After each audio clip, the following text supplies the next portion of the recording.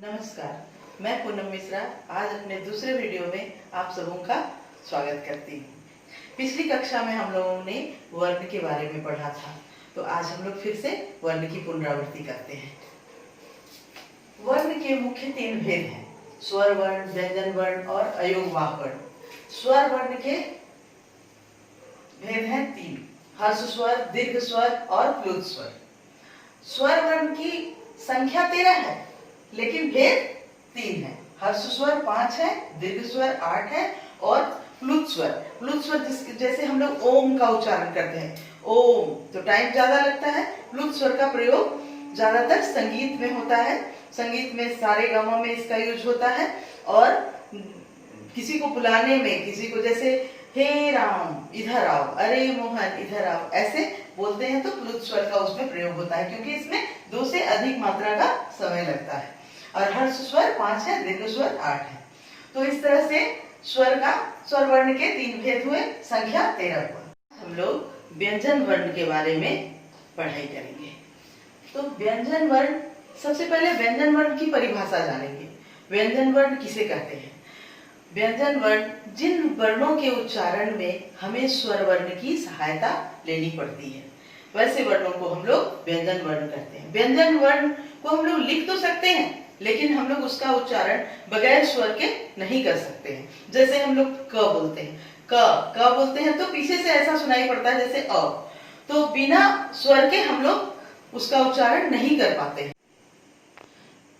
व्यंजन वर्ण की संख्या 33 है और इसके भेद 3 हैं, स्पर्श व्यंजन वर्ण, अंतस्थ व्यंजन वर्ण और ऊष्म व्यंजन।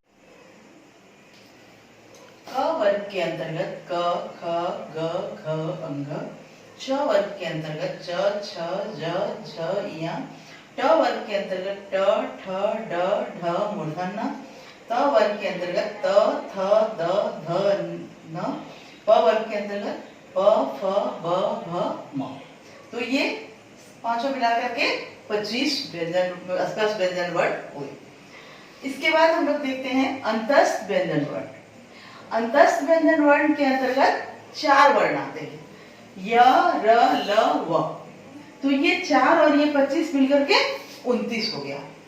अब है ऊष्म व्यंजन वर्ण, तालव्य श, मूर्धन्य स, दंत स और ह। तो ये 4, 29 और 4 33। हमारा व्यंजन वर्ण कंप्लीट हो गया 33। यहाँ पे लिखा हुआ है व्यंजन वर्ण की संख्या 33 है। अब बच गया अयोगवाह वर्ण। अयोगवाह वर्ण की संख्या 2 है।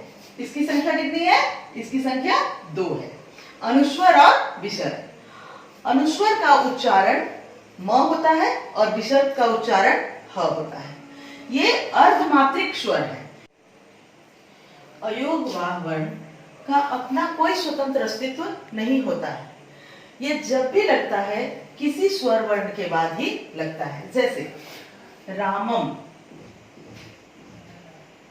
रामम अगर हम लिखते हैं तो अ के ऊपर, मतलब रामम, राम के बाद अगर म हलंत लगता है तो अ के बाद लग रहा है। रामह लिखते हैं, रामह लिखते हैं तो भी अ के बाद ह का उच्चारण हो रहा है।